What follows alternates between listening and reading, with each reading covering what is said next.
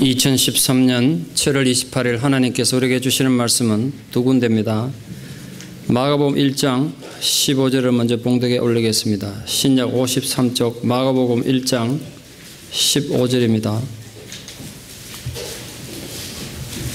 이르시되 때가 찼고 하나님의 나라가 가까이 왔으니 회개하고 복음을 믿으라 하시더라. 사도행전 1장 3절입니다. 신약 187쪽 사도행전 1장 3절 말씀을 봉독에 올리겠습니다. 그가 고난받으신 후에 또한 그들에게 확실한 많은 증거로 친히 살아계심을 나타내사 40일 동안 그들에게 보이시며 하나님 나라의 일을 말씀하시니라. 아멘.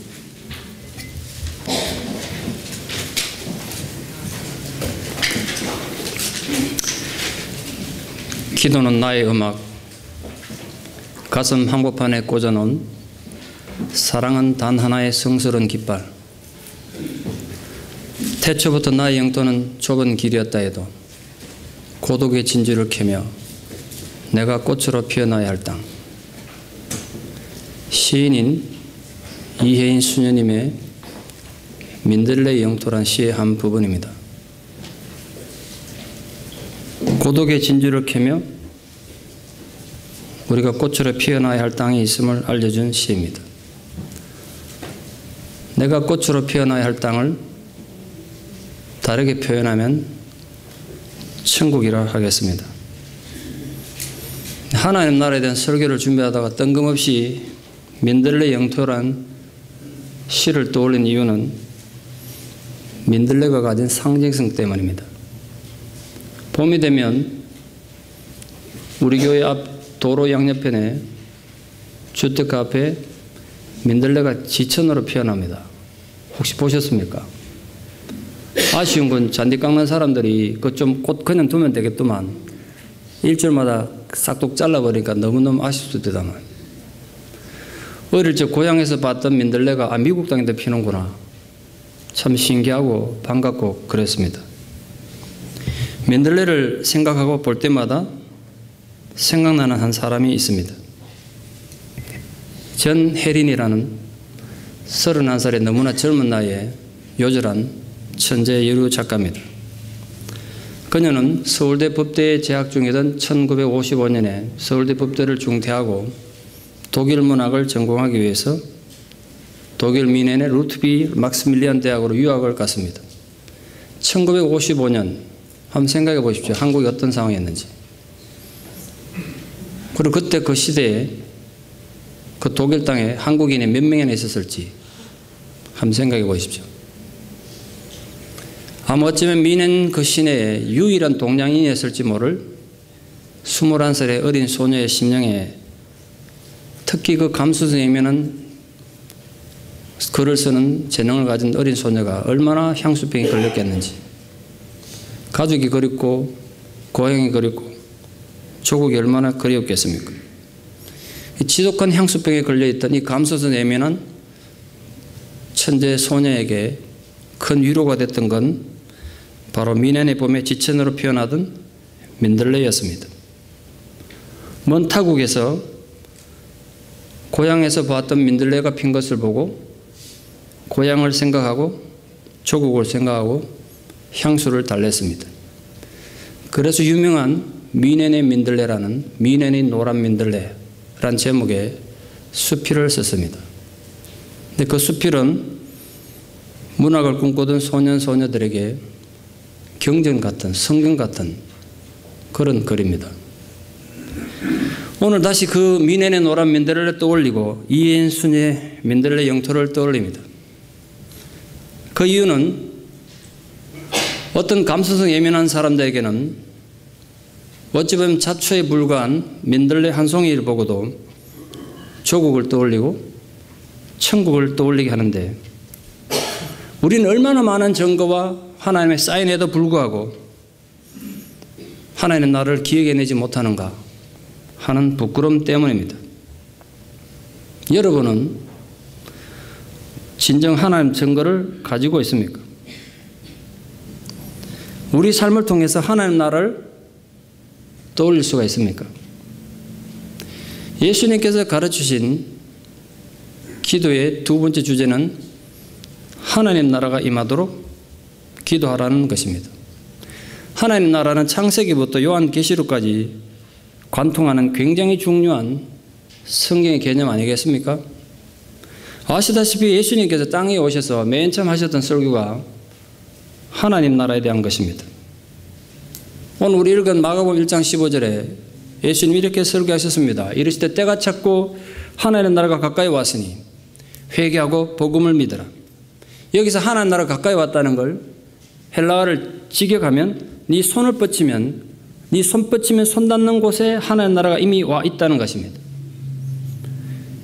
3년의 생애를 마치시고 예수님 십자가에 돌아가시고 부활하신 뒤에 이제 성천하시기 직전에 예수님 마지막 하신 말씀도 하나님 나라에 대한 것이었습니다. 우리 읽은 사도행전 1장 3절 말씀에 40일 동안 그들에게 보이시며 하나님의 일을 말씀하시니라 라고 하셨습니다. 때문에 예수님 처음 시작이 하나님 나라였고 마지막 것도 하나님 나라입니다. 고로 예수님의 가르치신 모든 가르침을 한마디로 요약하라면 하나님 나라 아니겠습니까? 하나님 나라는 어떤 장소적 개념이 아닙니다. 하나님 통치권이 행사되는 곳은 그곳이 어디든 하나님 영토입니다. 예를 들면 이런 겁니다. 툭하면 일본인들이 자기들 땅이라고 주장하는 독도가 한국 땅인 구체적인 이유가 있습니다. 예를 들어서 일본 관광객이 자기들 이름으로 다케시마, 죽도라는 곳이 궁금해가지고 한국에 와서 독도에 관광을 갔습니다. 거기서 자기 땅에 오기다가 한국인하고 10여거부터 살인을 했습니다. 그럼 묻겠습니다. 독도에서 살인 저지른 일본인은 일본 법정에서 재판받습니까? 한국 법정에서 재판받습니까? 물어보나 한국 법정에서 재판받습니다. 그 나라의 사법권이 영향을 주는 그곳은 어떤 곳이든 그 나라 영토인 것입니다. 거기 일본인이 살인을 저질렀다 일본 법정에 보낼 리가 없습니다. 그곳이 어쨌든 지금 한국의 법이 영향을 주고 있기 때문에 그렇습니다. 마찬가지로 우리가 어디에 있든지 어떤 상황에 있든지 하나님의 법이 내 마음에 저축을 주고 우리가 하나님 나라의 시민으로 하나님 나라의 백성으로 살면 하나님 나라인 것입니다. 탈북자들이 지금도 죽음의 공포에 떨며 중국 땅을 방황하고 있을 것입니다만 그 탈북자가 똑같은 중국 땅인데 거기서 자유를 얻는 방법이 하나 있습니다. 다른 나라 대사관 담만 넘으면 자유를 얻습니다. 똑같은 중국 땅이지만 그 담장하는 중국의 법이 영향을 주지 못합니다. 죽느냐 사느냐 기로에 있어서 그러므로 그들이 얼마나 절박한 마음으로 다른 나라 대사관 담장을 넘으려고 하겠습니까?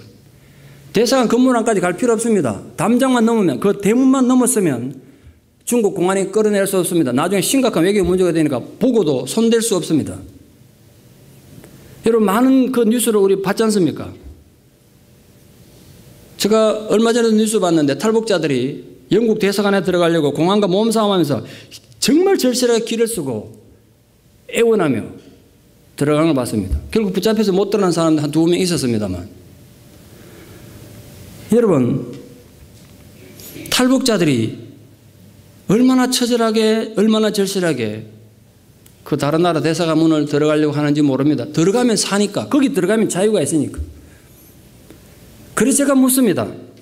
여러분은 탈북자들이 다른 나라 대사관에 죽기 살기로 침투하는 그 절실한 마음으로 나도 하나님 나라 백성이 되고 싶다. 나도 하나님 나라를 이루고 싶다는 그런 절실한 마음으로 사모해 본 적이 있습니까?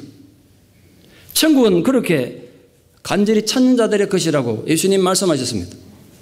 예수님께서 마태복음 11장 12절에서 세례 요한 때로부터 지금까지 천국은 침노를 당하느니 침노하는 자는 빼앗느니라. 그 침노한다는 말은 절박한 마음으로 투쟁해서 정치한다는 뜻입니다. 천국은 그렇게 절박한 마음으로 가진다는 거예요. 우리에게 그런 절박한 마음이 있습니까?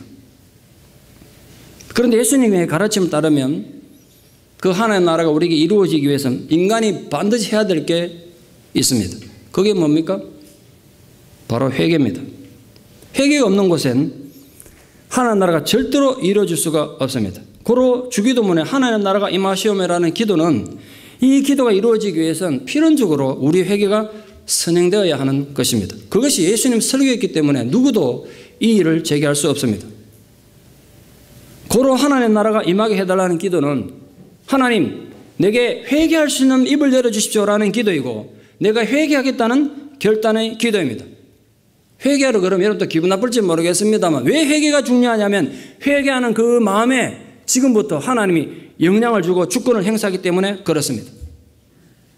이전까지는 분명히 사단이 다스리던 사단의 왕국이었는데 이제 하나님께서 영향을 주고 하나님이 그 땅을 다스리기 위해서는 회개가 필요하다는 거예요. 그러면 사단의 왕국이 하나님 나라로 바뀌는 것입니다.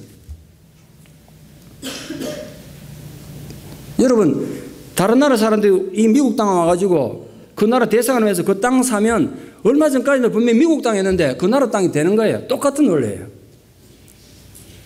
결국 주기도문의 정신으로 기도하는 크리스찬은 하나님 나라에 합당한 사람이 되기 위해서 진실하게 회개하는 사람을 말합니다. 예수님의 주기도문의 정신은 우리 생존의 필요를 위해서 많이 기도해야 되겠습니다만 그런 생존의 필요를 위해서 기도하기 전에 하나님 나라를 위해서 먼저 회개하는 기도를 해야 한다는 것입니다. 제가 지금 주기도문 강해 설교를 2번째 하고 있는데 이번에 다시 묵상하며 그걸 뼈저리게 깨달았습니다. 하나님 나라의 개념에 대해서. 회개가 뭔지 그건 제가 설명드리려고 하지 않습니다. 이미 여러분 다 아십니다. 기본입니다. 그런데 문제는 회개가 뭔지 알고 회개해야 천국에 오는 것도 아는데 회개하는 게 무지무지 어렵습니다. 무지무지 어려워. 왜 그렇습니까? 이유가 뭘까요? 그게 제 고민입니다. 우리는 그 이유를 알아야 됩니다. 왜 회개가 힘든지 성도님들이 회개를 대하는 몇 가지 자세의 문제가 있습니다. 첫 번째로 끝까지 회개하지 않는 사탄 같은 신념을 가진 사람이 있습니다. 인간은 연약해서 누구나 죄 짓습니다. 누구나 죄 짓습니다. 여기 설교하는 목사도 죄 짓습니다. 근데 죄를 짓고 나서 회개할 수 있는 건 정말 복 중에 복입니다. 여러분 이제 장사가 좀 안 되니까 빨리 좀 장사가 잘 됐으면 좋겠고 자식들이 좋은 대학 가고 좋은 직장 가지고 좋은 배우자 만나서 행복하게 살면 좋겠죠. 근데 그보다 더 중요한 게 그보다 몇천 배 중요한 게 죄를 짓고 회개할 수 있는 마음을 가지는 것입니다. 왜냐하면 그 회개하는 마음에 천국이 이루어지니까. 그 회개가 없이는 절대로 천국이 없습니다. 아무리 교회를 다녀도 소용없습니다. 아무리 열심히 봉사하고 성교도 소용없어요. 회개 없는 마음엔 천국이 이루어질 수 없다. 고로 나라가 임하옵심이라고 기도하는 자들은 회개해야 한다는 것입니다. 둘째 더 심각한 문제가 있습니다. 회개하라 그랬더니 회개하긴 하는데 가룟 유다처럼 하더란 거예요. 가룟 유다 같은 회개. 가룟 유다는 돈의 욕심 때문에 또 사단에 조종받아가지고 죄 없는 예수님을 팔아넘기고 자기가 잘못됐다는 걸 분명히 깨달았습니다. 아유, 내가 잘못됐구나. 내가 의인을 팔아넘겼구나. 양심의 가책이 됐습니다. 그런데 어떻게 회개했습니까? 자기 딴은 얼마나 절실하게 회개했나 보십시오.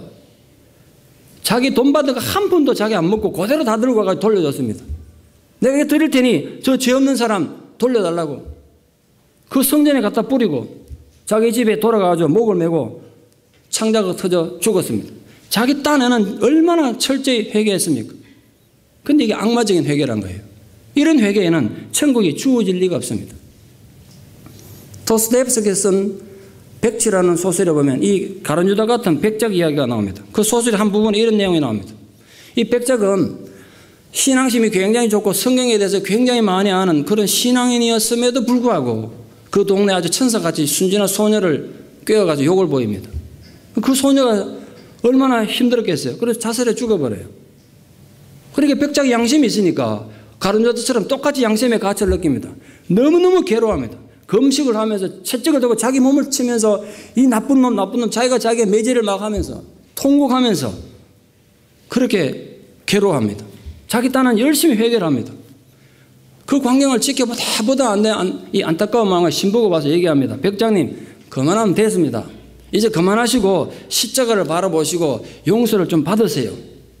이 십자가를 바라본다는 게 진정한 회개의 자세이고 그로 통해 천국이 이루어지는 거 아니겠습니까? 그런데 이 백작 하는 말, 내가 이렇게 징그러운 죄를 지어놓고 책임도 안 지고 용서받겠다고 십자가를 보다니요.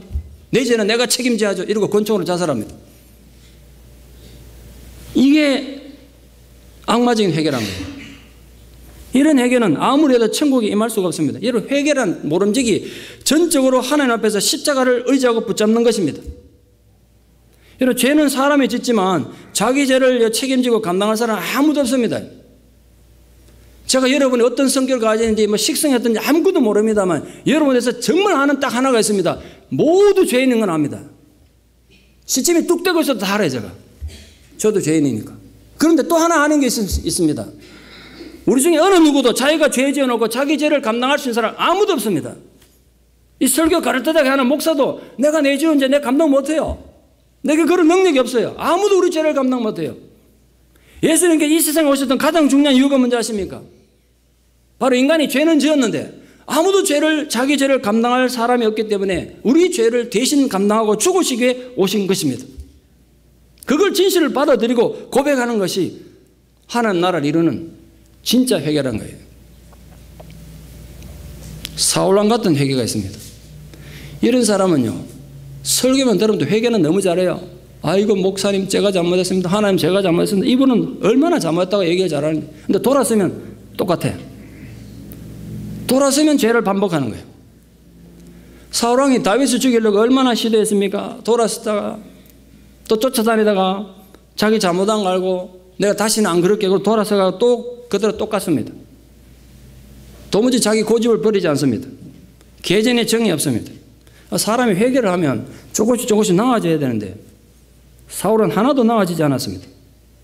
일생 동안 자기 성질 하나 못 고치고 결국은 비참하게 망하고 말았습니다.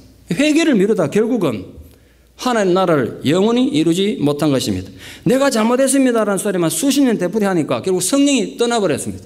여러분, 사람은요 진공 상태에서 살 수 없습니다. 이 안에 성령이 없으면 악령이 있다고요. 둘 중에 하나예요.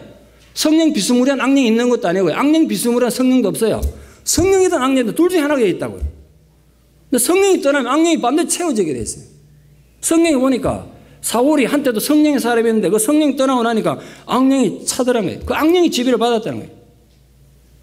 그 결국은 천국이 아니라 지옥의 삶을 살지 않겠어요? 악이 지금 다스리는데, 악령이 다스리는데. 예수님이 요구하신 회개란, 천국을 이루는 진정한 회개란 야곱 같은 회개입니다. 아시죠? 야곱이 어떤 사람인지. 남의 발 뒤꿈치나 잡고 거짓말하던 거짓말장이었습니다. 아버지를 속이고 형을 속이고 삼촌 속이고 모두 다 속였던 거짓말장이었습니다. 그러나 야복 강가에서 하나님 만나고 환도뼈가 부러져 가면서 절실히 드린 기도 회개를 통해서 야곱이 바뀝니다. 그 뒤로 정말 다시는 거짓말하지 않았습니다. 그 뒤로 야곱이 거짓말했던 기록이 없어요. 철저히 회개를 한 것입니다. 오늘 예수님께서 하나님 나라를 이루기 위한, 천국을 이루기 위한 회개라는 건 바로 이런 같은 죄를 다시 반복하지 않으려는 의지적인 회개를 말합니다. 자기 의지 회개. 그를 통해서 하나님의 나라를 이루는 것입니다. 여러분, 하나님 나라도 너무 추상적으로 생각하지 마십시오. 이상한 거 자꾸 쫓지 마세요.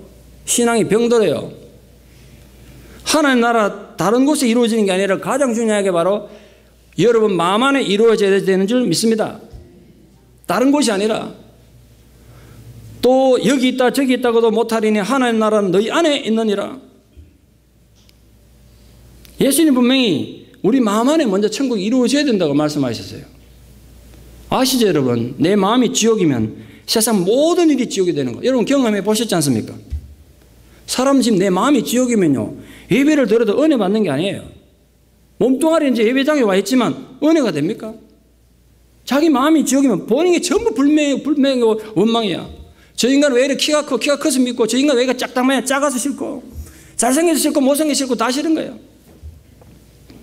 내 마음이 지옥이면 모든 게 싫잖아요. 자기 마음이 지옥이면 세상 모든 게 불만이고 원망스러운데, 그런데 제가 깨달은 건 신앙의 힘이란 지옥 같은 마음을 천국으로 만드는 데 있습니다. 여러분 이 예배를 통해서 지옥 같은 마음으로 교회에 왔었더라도 돌아갈 때는 천국이 돼서 돌아가기를 축원합니다. 왜냐하면 내 마음이 천국 되면 상황에 관계없이 그 어디나 그게 다 천국이 되니까. 우리 찬송가 가사 있지 않습니까? 높은 산이나 거친 들이나 초막이나 궁궐이나 내 주 예수 모시고 나니까 그 어떤 곳이 다 하늘나라더란 거야. 어떤 곳이 다 하늘나라더란 거야. 거꾸로 생각하면요, 아무리 고려등 같은 궁궐에 상따리에서 부어진 거창한 산의 진미를 놓고도 내 마음이 지옥이면 그 지옥인 거예요. 환경이 있지 않다는 거예요. 이 찬송가 가사처럼 천국을 이루는 것이 우리 기독교의 가장 큰 힘이라고 할 수 있습니다. 자신의 마음은 지옥 같은 그런 상태로 두고 물질의 풍요와 건강의 축복과 자식들의 안락만을 위해서 기도한다는 건 참 어리석은 거예요. 여러분 필요로 해서 기도를 많이 하시겠습니다. 무엇보다 여러분 마음이 천국에 되기를 위해서 기도하십시오. 우리 자신에서 필요로 해서 기도해야 돼요. 먹고 사는 문제에 기도해야 돼요. 건강해서 기도 분명히 하셔야죠. 그러나 예수님은 그런 인간의 생존을 위한 기도하기 전에 하나님 나라가 이루어지게 해달라고 먼저 기도해야 된다고 말씀하신 거예요. 이 순서가 뒤바뀌면 기독교는 천하의 가장 탐욕스러운 종교가 되고 맙니다. 자신의 의무나 책임은 행하지 않으면서 하나님을 이용해서 자기 욕심만 채우려고 하는 그런 종교가 되기 때문에 그래요. 기독교가 만약 그래 되면 귀신을 섬기는, 잡신을 섬기는 그런 미개한 종교와 다를 바가 없지 않겠습니까? 우리는 도대체 어떤 기독교를 믿고 있냐 말이에요. 하나님을 귀신처럼 믿으면 귀신 믿는 종교가 되는 거예요. 아시겠어요? 하나님 이름의 영광이나 하나님 나라 일에는 관심도 없고 오로지 개인의 필요와 욕심만을 위해서 기도한다면 우리 그런 신앙의 이 잘못된 모습들이 우리를 너무 이기적으로 만들지 않겠습니까? 우리가 드리는 기도의 많은 부분이 응답받지 못하는 이유는 우리 이기심이 있지 않을까 그런 반성을 해봅니다. 그 이기심이 우리 신앙의 기초가 되고 동기가 되지 않기 위해서 우리 날마다 주기도문의 정신으로 기도하고 또 주기도문의 정신으로 살아야 하는 것입니다.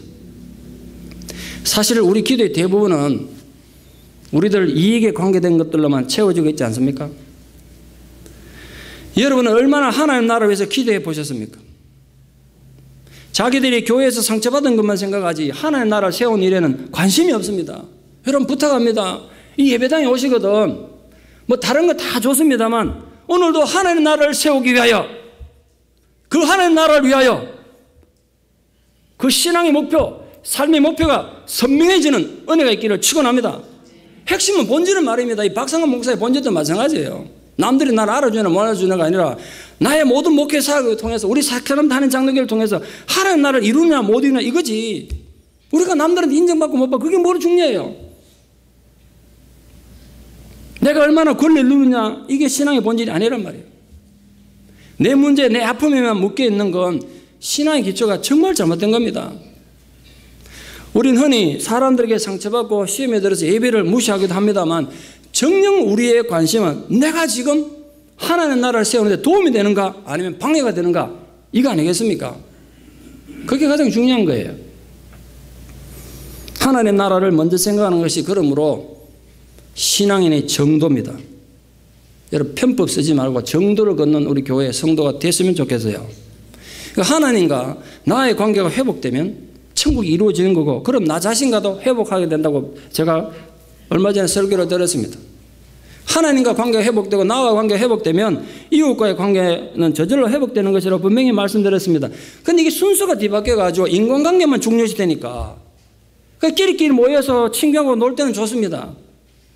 그 조금 나보다 성경 아는 사람이 영적인 지도자가 사람들을 선동하고 끌고 다니고 그렇게 됩니다. 그럼 결국은 사람들이 끌려다니는 종이 되고 마음에 평화도 없고 지쳐가더라고 어떤 분이 고백을 하셨어요. 자기는 20년 이상 교회 생활하면서 그 인간관계만 잘 되면 되는 줄 알았대요. 그 모여서 차 마시고 밥 해먹고 맨날 같이 놀러 다니고 이러면 뭐 이래 신앙사람 되는 거지 그게 다인 줄 알았대요. 근데 어느 날 끝없는 회의가 밀려들더란 거예요. 끝없는 회의가. 아, 신앙이 이게 아니구나. 신앙생활에 정말 중요한 게 하나님과 나와의 관계구나. 이걸 뼈저리게 깨달았다는 거예요. 그래서 우리 교회로 오게 됐다고 간증을 하시더라고요. 내가 그 얘기 듣고 너무 귀해서 성도는 그 얘기를 내가 다음 몇 주 있다가 설교에 또 좀 쓰겠다고. 왜냐하면 목사가 일방적으로 설교하는 것보다 성도님 같은 그런 고백이 정말 중요한 거라고 제가 얘기했어요. 여러분 제가 그동안 얼마나 많이 강조했습니까? 여러분 신앙생활에서 우리 교회생활에서 정말 중요한 건 하나님과 여러분과의 관계지 인간관계가 아니란 말이에요. 사람에게 너무 상처받지 말고 사람에게 너무 시험 들지 마세요. 중요한 건 하나님과 나와의 관계. 그때 천국이 이루어지는 거 아니겠습니까? 사람들이 하나님과 관계가 깨지니까 벌써 마음이 지옥이 되니까 자꾸 사람들이 상처받고 시험 드는 거예요. 심각한 문제예요. 요즘 미국에서 제일 이슈가 되는 뉴스는 비무장 흑인 소년이었던 트레이번 마틴을 총격 살해한 자경단은 조지 짐머먼의 무죄 판결로 인한 인종차별 시위가 아닌가 생각합니다. 이게 더 문제가 확산되지 않고 해결돼야 될 텐데 참 걱정이 많이 됩니다. 우리가 기도해야 된다고 생각해요. 아시다시피 미국은 총기 휴대가 자유고 캐슬로라고 있습니다. 성벽법이라는 거 있는데 개인의 집은 고대 시대 성과 같다는 거예요. 누구도 함부로 거기 침범해 들어오면 위협을 느끼면 총을 쏴 죽여도 정당방해라는 거예요. 죄를 안 묻는다는 거예요.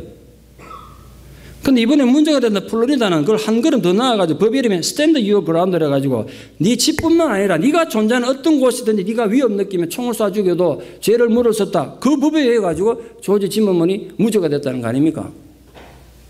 그래서 이 사건을 보고 어떤 변호사가 신문에다가 칼럼을 써놨더라고요. 이렇게 적어놨어. 나 이거 보고 너무너무 공감되던데 미국에서는 사람이 개를 죽이면 감옥 갑니다. 그리고 흑인을 죽이면 풀려납니다. 진리와 정의가 인종에 따라 이렇게 해석이 달라지는 모양입니다. 공감되지 않습니까? 오늘 나가서 개 죽여보세요. 당장 끌려가 감옥 갈 거예요.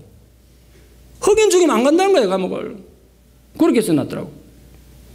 오죽했으면 오바마 대통령까지 이 사건에 대해 언급하면서 이번에 피해 입은 흑인 소년은 어쩌면 34년 전에 나였을 수도 있다. 나도 옛날에 그래 죽을 수 있는 존재였다는 거예요. 제가 이 사건을 보면서 느낀 건 인종차별의 문제만이 아닙니다. 어쨌든 이 미국 땅이 하나님 복음의 기초에서 세워진 이 나라에 하나님 정의가 실천되는 하나님 나라를 세운다는 게 이렇게도 힘들고 어려운 것인가 라는 목회자로서의 그 자괴심 때문에 마음이 아팠습니다. 어찌 보면 불합리하고 모순된 모든 갈등과 부조리는 인간이 하나님 나라의 질서에서 벗어나 있기 때문에 생겨나는 것들 아니겠습니까? 그래서 사실은 모든 사회 부조리와 무질서를 해결할 수 있는 진짜 진정한 해결책은 하나님 나라의 회복에 있습니다. 정치를 개혁하면 정의가 오겠습니까? 경제가 살면 이 땅에 정말 정의가 이루어질 것 같습니까? 저는 그렇게 생각 안 합니다. 우리는 그걸 알고 기도해야 된단 말이에요. 우리는 적어도. 세상 사람들은 정치를 개혁하고 경제를 살리면 정의가 오고 평화가 온다고 그러지만 우리는 그거 속이면 안 된단 말이에요. 진정한 이 땅의 평화, 이 땅의 질서와 사랑은 하나님 나라의 회복이 있다는 걸 우리는 믿어야 된단 말이에요, 여러분. 예수님 그걸 위해 기도하라는 거예요. 그러므로 하나님 나라는 각 개인의 마음속에 세워져야 되지만 분명히 더 넓게 보면 우리가 사는 사회 안에 하나님 나라가 이루어지도록 기도해야 합니다. 우리 자신의 행복만을 추구하는 영적인 이기심을 벗어나서 주님과 함께 동력하는 그런 것보다 더 기쁨이 없지 않겠습니까? 그래서 하나님의 나라를 위해서 기도해야 된다는 건 아무리 제가 생각해도 개인을 위한 기도는 아닌 것 같습니다. 공동체를 위한 기도, 사회 정의를 위한 기도인 게 분명한 것 같습니다. 나라가 임하시오며 라는 기도는 결국 우리 섬김을 통해서 미약하나마 세상에서 천국을 이루어야 될 책임이 있음을 제가 다시 깨닫습니다. 우리 교회가 이민교회 역사상 최초로 시도한 몇 가지 사역들이 있습니다. 그로 인해서 얼마나 많은 교회들이 영향을 받고 많은 목회자들이 영향을 주었는지 생각하면 참 감사할 따름이죠. 우리가 그런 도구로 쓰였다는 게. 그분들 표현 따르면 목사님 교회가 수많은 교회를 살리고 목회자들을 살린 것입니다. 그렇게 말씀하셨어요. 제가 뭐 칭찬 듣자고 한 건 절대로 아닙니다. 그런 생각 애초에 없었습니다. 그래서 제가 그런 사역들을 목회자 양심을 걸고 시작했던 이유는 딱 하나였습니다. 우리 교회 힘으로는 세상을 다 바꾸는데 한계가 있으니까. 우리가 어쨌든 정도를 걸어서 다른 교회에 영향을 주고 다른 목회자들에 영향을 주면 그게 곧 이 땅에 하나님 나라를 확장하고 천국을 확장하는 일 아니겠는가? 그저 그 주님의 가르침을 따라설 뿐입니다. 우리가 뭐 떠벌릴 필요도 없고 떠벌리고 싶지 않아서 침묵하고 있어서 우리만 잘 모르고 있지. 어쨌든 그런 열매들이 도처에 맺히고 있음을 감사합시다. 우리만 모르고 있을 뿐이지. 그리고 그 소명의식을 가지고 아까 장로님이 기도하신 것처럼 우리 1세대의 진정한 회개를 통해서 우리 다음 세대들은 더 진실된 신앙을 가질 수 있는 그런 다음 세대를 준비하는 교회가 되기를 진심으로 축원합니다. 셰익스피어의 마지막 희곡 작품이라 사람들에게 잘 알려지지 않은 코리올라누스라는 작품이 있습니다. 기원전 5세기 로마 유명한 장군이었던 카이우스 마라티우스 일대기를 다룬 비극입니다. 당시 로마의 최대 적이었던 볼키우스족이 있는데 그 볼스키족의 수도인 코리오를 함락시켰다고 해가지고 이 사람 이름을 코리오를 함락시킨 사람, 그래서 코리올라누스라고 이름을 바꿔줬습니다. 그러나 로마인들은 그가 너무 큰 권력을 가지는 걸 두려워해서 그를 거부하고 등을 돌려버립니다. 그런 로마인들에게 이 마르티우스가 외치는 대사가 있습니다. 아주 오래전에 읽었지만 그 대사가 제게 너무 감명 깊어서 심장에 새기고 있습니다. 그가 비겁한 로마인들에서 이렇게 외칩니다. 그들은 전쟁도 두려워하고 평화도 두려워하는 비겁한 족속들이다. 전쟁이 나면 죽을까 두려워하고 평화가 오면 금방 교만해서 자신들의 본분을 망각한다. 저는 그 대사가 꼭 천국을 잃어버린 기독교인들이 하는 말 같습니다. 한편으로는 십자가도 두려워하고 한편으로는 평화도 두려워하는 족속이 하나님의 나라를 잃어버린 기독교인들의 비겁함 아니겠습니까? 십자가를 져야 될 상황이 되면 귀찮은 게 싫고 손해보는 게 싫어서 도망가고 평화가 오면 금방 교만해져서 언제 우리가 고통당했는지 생각지도 않고 배부른 원망하는 게 우리 모습과 닮지 않았습니까? 하나님의 나라를 위해서 기도한다는 것이 인간의 필요를 위한 기도보다 앞서야 되는 이유는 적어도 우리가 그런 비겁한 크리스찬은 되지 않기 위해서입니다. 저는 믿습니다. 적어도 자신의 필요보다 오늘도 이 땅에 하나님의 나라가 이루어지기를 먼저 기도하는 사람은 비겁하지 않으리라 믿습니다. 그렇기 때문에 아이고 뭐 아무렇게나 살다가 나중에 죽어서 천당만 가면 되지. 저 그런 얘기 참 많이 듣거든요. 그렇게 말하는 사람은 천국의 시민으로서 자격이 없다 생각합니다. 왜냐하면 나중에 죽어서 천당 가는 게 기독교의 목적이 아니기 때문에. 죽어서 천당 가는 게 기독교의 유일의 목적이 아니지 않습니까? 지금 내가 사는 이 땅에서도 정의가 물같이 흐르고 공의가 하수같이 흐르는 사회, 적어도 사람이 다른 사람을 신분이나 직업이나 외모 때문에 차별하지 않는 하나님의 나라가 이루어지도록 노력하고 애쓰는 것이 주기도문의 정신이기 때문에 그렇습니다. 그런데도 불행하게 현대교회는 오랜 세월 역사 속의 하나님 나라에는 관심이 없었습니다. 죽어서 천당 가는 데만 관심이 있었지 현실 속에서 하나님 나라를 실현하는 부분, 나라가 임하시오며 이게 무시당한 거예요. 예수님은 죽어서 가는 천국만을 절대로 말씀하신 게 아니지 않습니까? 지금 이곳에 우리 한국 땅에, 한국 교회 안에, 그리고 우리가 살고 있는 미국 땅에서도 하나님 나라가 이루어지게 해달라고 기도하라는 것입니다. 우리는 하나님 나라가 다른 어떤 것보다도 주님의 몸된 이 교회 안에 이루어지도록 기도해야 합니다. 교회의 지도자들이, 특히 제가 목사입니다만 목사들이 불법을 저지르면 안 되는 이유는 나로 통해서 이곳에 하나님 나라가 이루어지게 하기 위해서예요. 교회가 완벽할 수 없는 것을 인정합니다.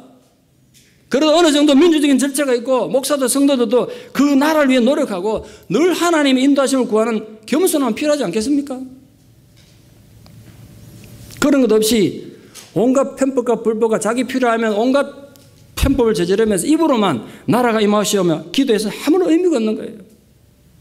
그래서 하나님 나라 어찌 이루어지겠습니까? 그러므로 우리 교회는 끊임없는 자기 갱신을 해가며 하나님 나라의 범위를 자꾸 넓혀가야 하는 것입니다. 역사가 정언하듯이 스스로 개혁에 실패하면 항상 외부로부터 개혁의 압력이 주어지는 법입니다. 교회라고 말할 예외가 아니란 말이에요. 교회도 마찬가지란 말이에요. 이미 그 위험 수위를 넘어섰다고 봅니다. 성령께서 하시고자 하시면 뭘 통해서든지 교회와 성도들에게 채찍을 들 수 있습니다. 그런 외부의 압력에 의해서 매맞기 전에 교회 안에는 우리들이 정신 차려서 자체적으로 정화 작업을 계속 해 나가야 되는 거예요. 그것이 나라가 임하시오며라는 기도의 의미인 것입니다. 여러분 부탁드립니다. 주기도문 고백할 때마다 주문처럼 막 외우지 말고 이 사실을 꼭 기억해 주십시오. 우리가 나라가 임하시오라며 기도하는 건 오늘 우리 삶 한가운데, 우리 가정 안에, 우리 교회 안에, 그리고 우리 사회 안에 하나님의 나라가 임해달라는 간절한 소망이 들어있는 것입니다. 좀 강하게 표현하자면 하나님의 나라를 위한 독립운동하는 절박한 마음이 있어야 된다는 거예요. 말씀의 결론을 맺겠습니다. 의친왕 이강은 조선 26대 왕 고종의 다섯째 아들입니다. 원래 순종이 성한 뒤에 왕위를 이어봐야 될 왕위 계승 서열이 빨랐습니다만 배다른 동생인 영춘왕에게 왕위 자리를 빼앗겼습니다. 그 영친왕의 생모였던 귀인 엄씨가 계략을 꾸며서 왕에서 밀어냈습니다. 그러나 의친왕은 조선의 독립을 위해서 많은 노력을 기울이며 끝까지 자존심을 지킨 유일한 왕족입니다. 나라 망하고 난 뒤에 주색에 빠져가지고 일본의 눈을 감시를 피했습니다. 아, 저 왕자는 술과 여자에 빠졌으니까 우리가 신경 안 써도 되겠구나. 그렇게 관심을 돌린 뒤에 독립군들을 만나서 끊임없이 조국 독립을 지원하고 독립을 꾀했던 귀한 분이십니다. 1911년 11월에 민족 대표 33인이 모여서 11월 독립선언서라는 걸 다시 만드는데 그 33인에 이름 올리고 직접 사인도 하신 분입니다. 상해 임시정부와 연락해가지고 상해 정말 임시정부가 세워지면 나는 황족으로서 예우를 다 버리고 나도 한 명의 신민으로서 한 명의 국민으로서 임시정부를 돕겠다고 약속했습니다. 그 약속을 지키기 위해서 상복을 입고 비밀리에 상하이로 탈출하는 도중에 만주까지는 갔는데 벌써 왕자가 없어지니까 찾지 않았겠습니까? 일본 관원들이. 거기에 발각이 돼가지고 다시 조선으로 압송이 됐습니다. 그 바람에 자기가 조선의 왕족들은 어디든지 마음대로 여행할 수 있는 그 권리를 박탈당해 버렸습니다. 역사에 뭐 만약에는 의미가 없습니다만 만약 그때 의친왕이 탈출에 성공해가지고 상해 임시정부 갔다면 한국의 근대 역사가 달라졌으리라 생각합니다. 어쩌면 일본처럼 우리도 황족이 있는 나라가 됐을지도 모릅니다. 이후에 일본은 계속해서 그걸 이게 조선에도 갖고 위험하다. 일본을 끌고 가야지. 그래서 일본으로 계속 이주할 것을 협박했지만 끝까지 내 나라 땅을 나 떠날 수 없다. 끝까지 민족 자존심을 지켰습니다. 그로 인해 가지고 그가 왕자라는 공작의 지위를 갖고 있었는데 그걸 박탈당하고 평민으로 강등되고 감시를 받았습니다. 1940년에 창씨 개명할 때도 이름 바꾸라고 협박을 해도 끝까지 거절을 했습니다. 해방된 뒤에 참 대우를 받았으면 좋았겠습니다만 조선 왕실의 부활을 누구보다 두려워했던 이승만 정권에 의해 가지고 철저히 외면당하다가 1955년 안국동 별궁에서 숨을 거뒀습니다. 제가 왜 이 얘기를 하냐면 저는 이강을 알기 전까지는 조선의 그 특히 고종왕과 그 후손들 되게 미워했습니다. 그런데 그 왕족들 중에 자신이 왕이 되는 것보다도 어쨌든 빼앗긴 나라의 독립을 위해서 모든 걸 걸었던 귀한 왕족이 있었구나. 그게 너무 고마워서 제 가슴에 품고 있었습니다. 언젠간 여러분이 말씀드려야지 오늘 기회가 돼서 말씀을 드립니다. 적어도 고성의 5째 아들 이강은 자신이 왕이 되거나 왕족으로서 대우받는 것보단 잃어버린 나라를 되찾는 데 더 관심을 가졌던 조선 왕조의 마지막 자존심을 지킨 왕족 또한 유일한 왕족이었습니다. 세상의 역사에서 나라를 빼앗기면 그 나라를 되찾기 위해서 독립운동을 합니다.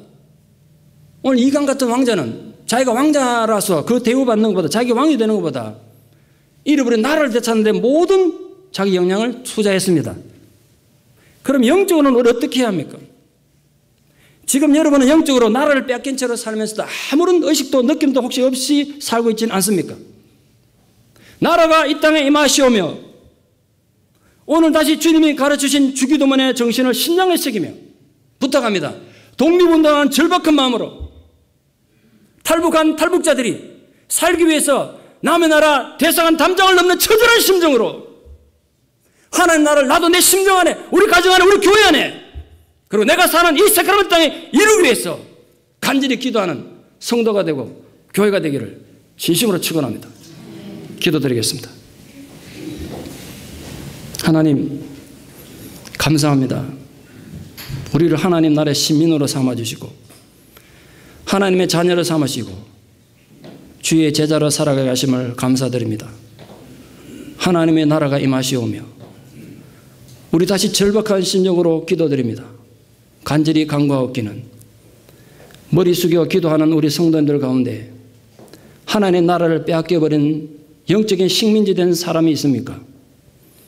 그들에게 영적인 독립운동을 일으킬 수 있는 거룩한 열성을 허락해 주시고 참으로 탈북자들이 자유를 위하여 남의 나라 대사관을 뛰어넘는 처절한 심정으로 우리가 하나님 앞에 기도하기를 소망합니다.